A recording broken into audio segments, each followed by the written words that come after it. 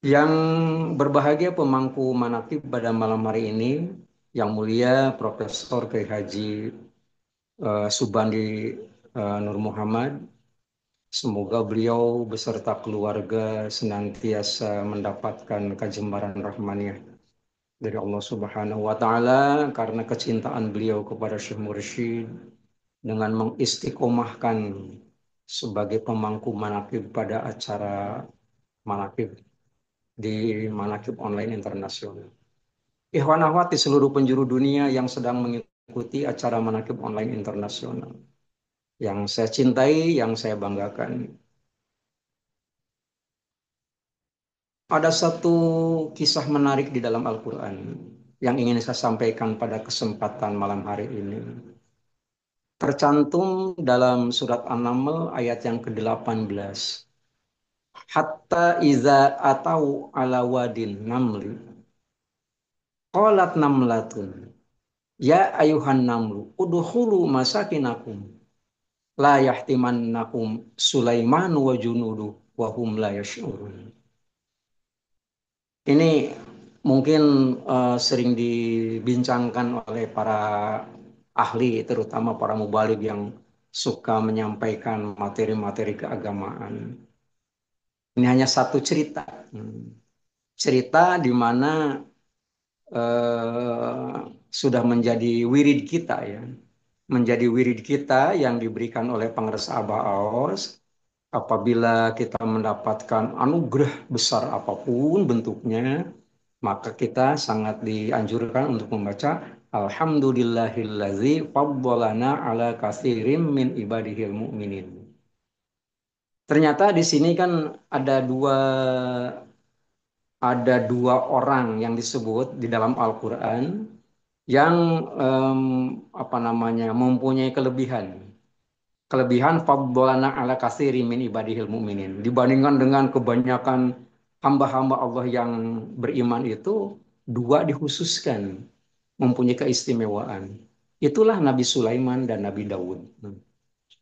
Nah, sementara ayat yang ke-18 surat An-Naml ini bercerita tentang Nabi Sulaiman.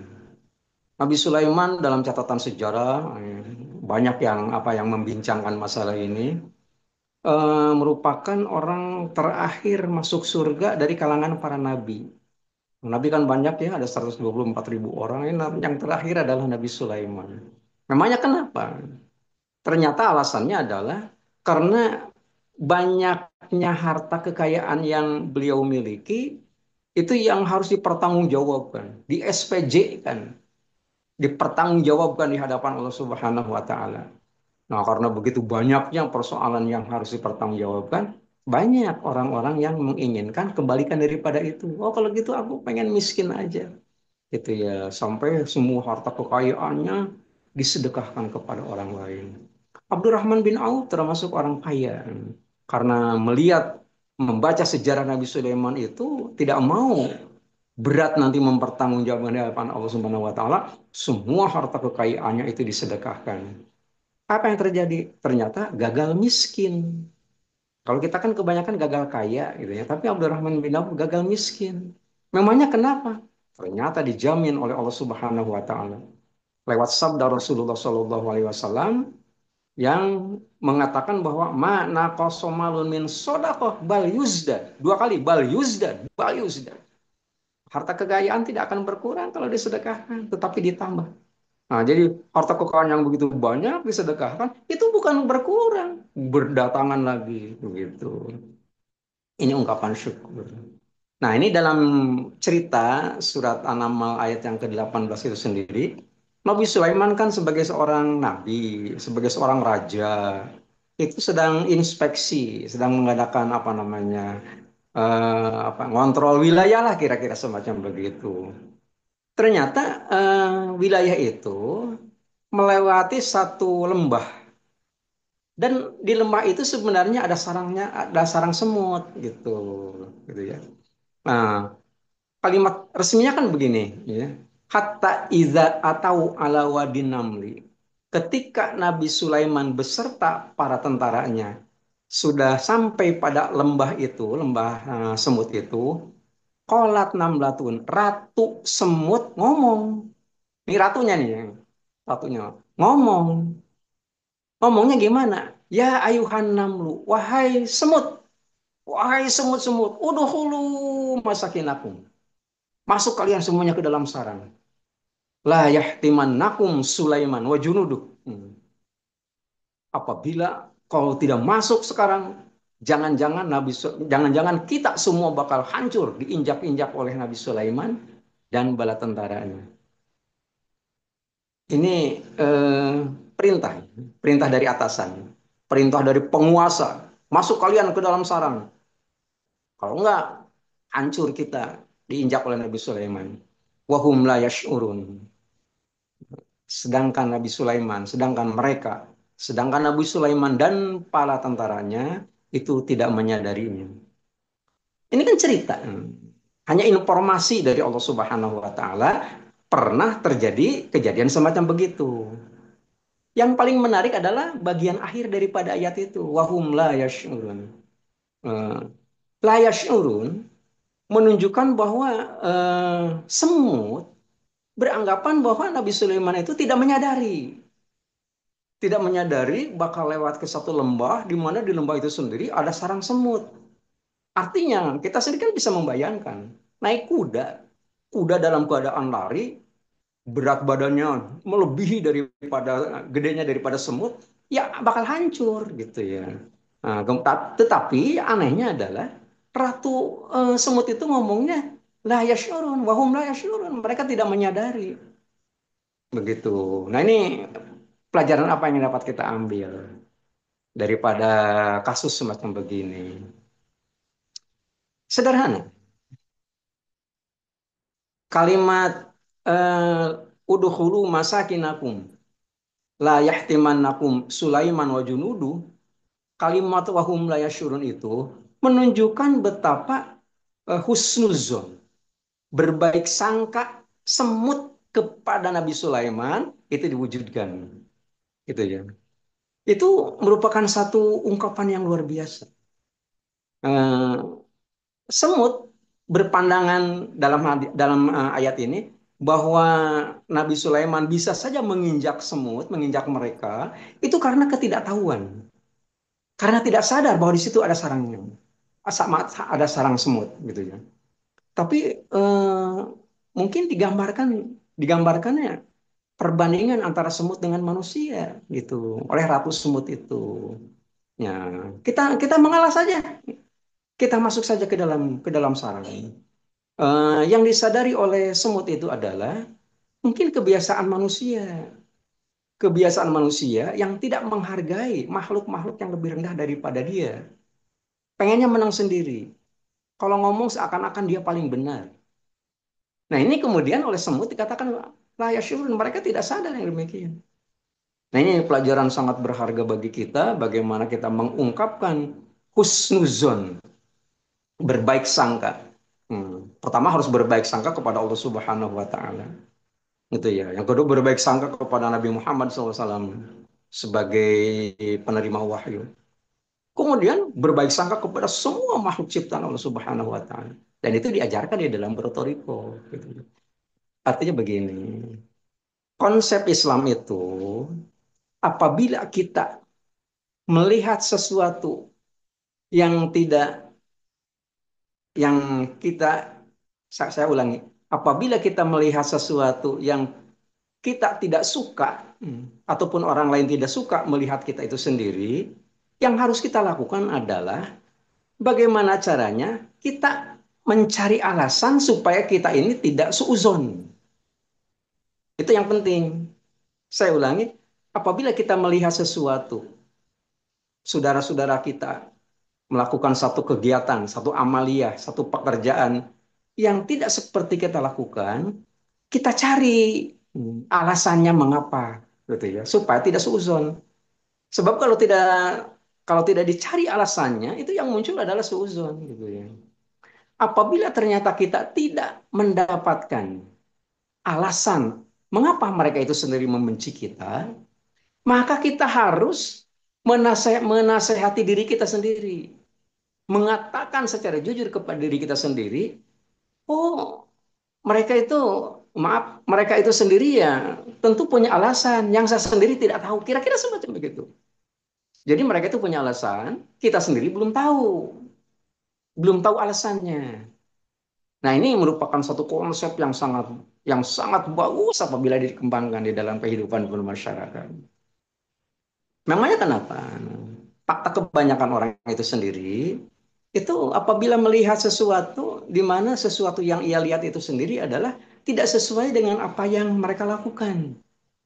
Seketika itu menjatuhkan vonis, mengkafirkan, menyesatkan, menerakakan, macam-macam lah kalimat semacam begitu.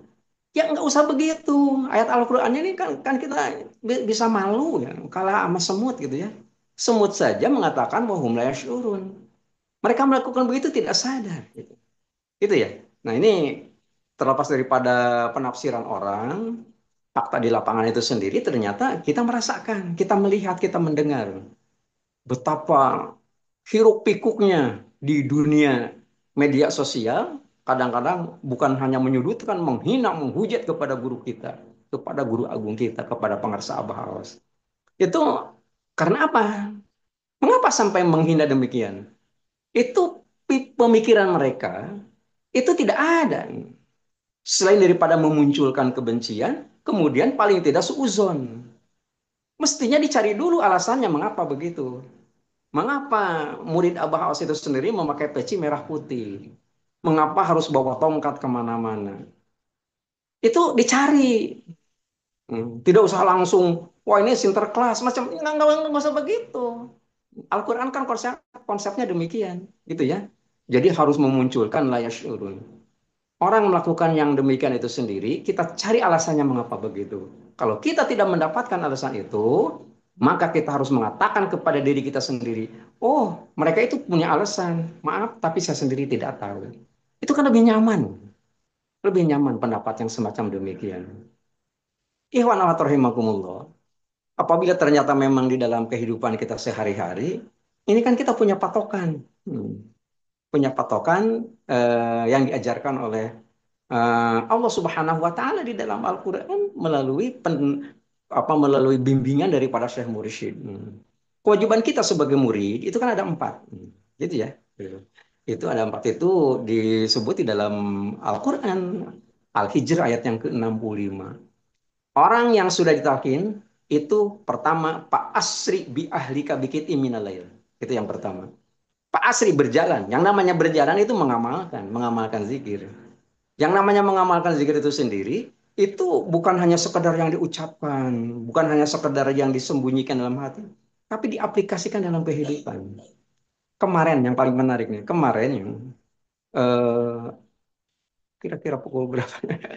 Saya catat pada waktu saya mengambil foto Pangersa Abah kemarin tadi malam hari-hari apa malam Sabtu ya itu pukul 3:38 gitu ya itu menjelang subuh saya bersama dengan beliau mengatakan kalau jadi orang itu ngomong harus benar itu kata beliau tuh bayangin pada waktu dini hari beliau mengatakan begitu kita ini dianjurkan ngomong gitu ya tapi ngomongnya harus benar bukan dianjurkan diam bukan harus ngomong paliyakul.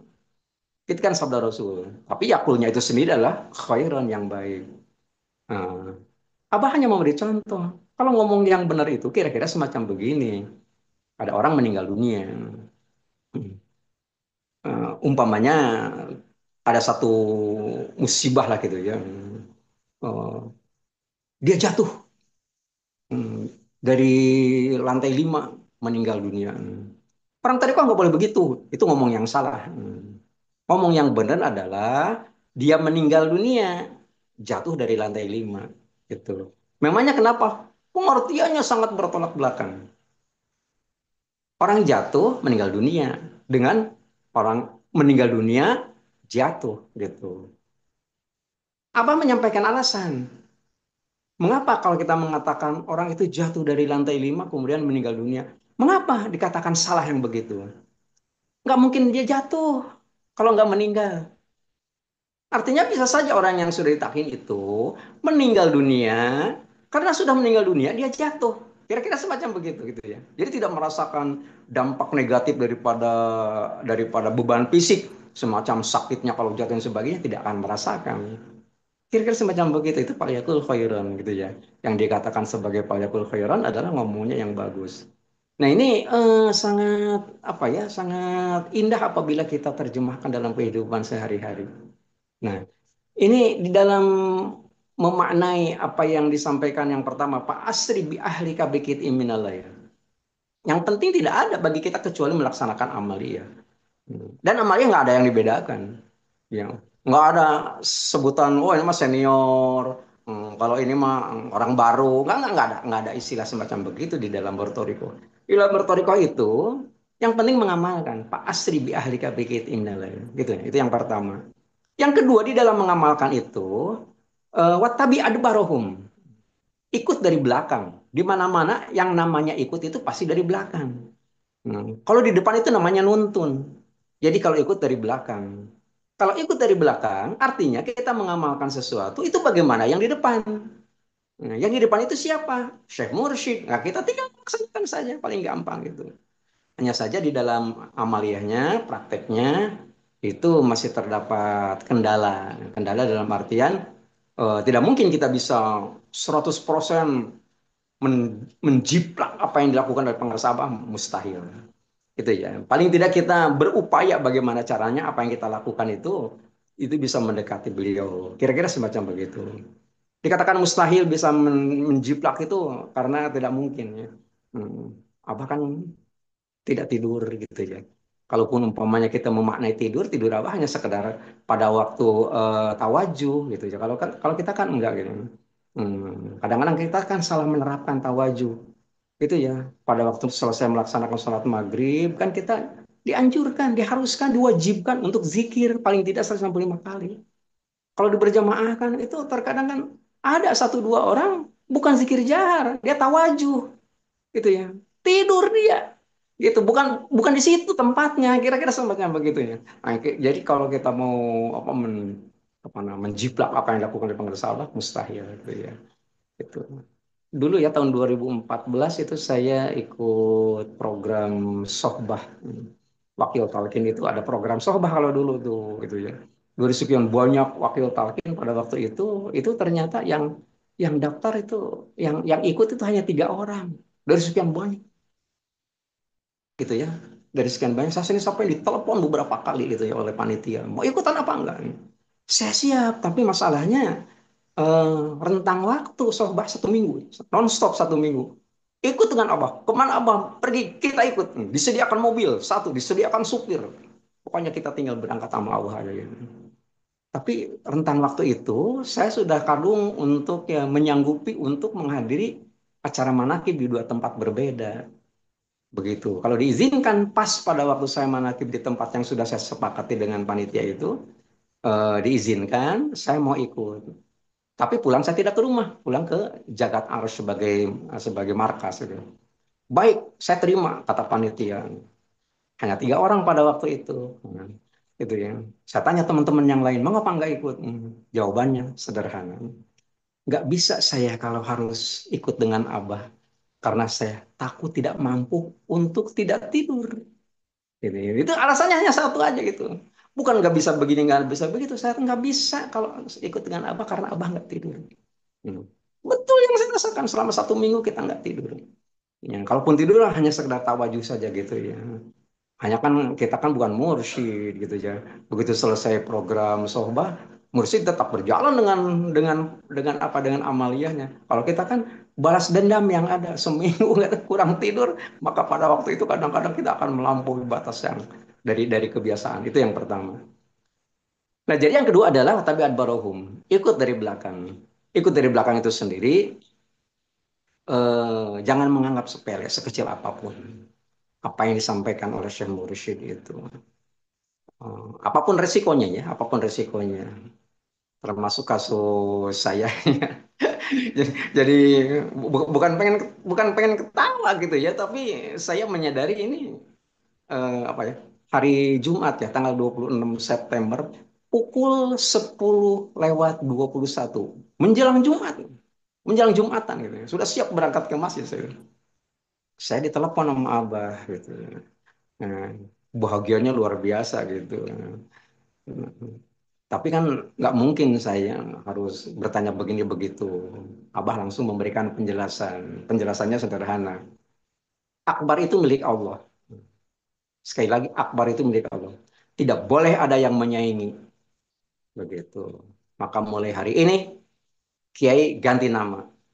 Dari Dr. Kiai Haji Asgor Mardani. Saya merasa dalam hati itu ngomong. Hati saya ngomong. Astagfirullah, saya kan sudah setua begini. Kalau begitu selama ini saya salah gitu. Abah memberikan komentar, menjawab hati saya yang ngomong. Enggak, enggak dalam arti enggak salah gitu aja. Hanya pada waktu itu Abah mendapat ilham, tidak boleh ada orang namanya Akbar. Kira-kira semacam begitu. Ganti Asgor. Siap Abah. Begitu menyatakan siap, langsung telepon ditutup. Selang 1 menit, Ustadz Lukman kirim WA. WA-nya menarik. Kiai kata pengersa Abah, Asgor itu asli Bogor. Gitu. Jangan diterjemahkan Asgor lawan apa ya daripada Akbar.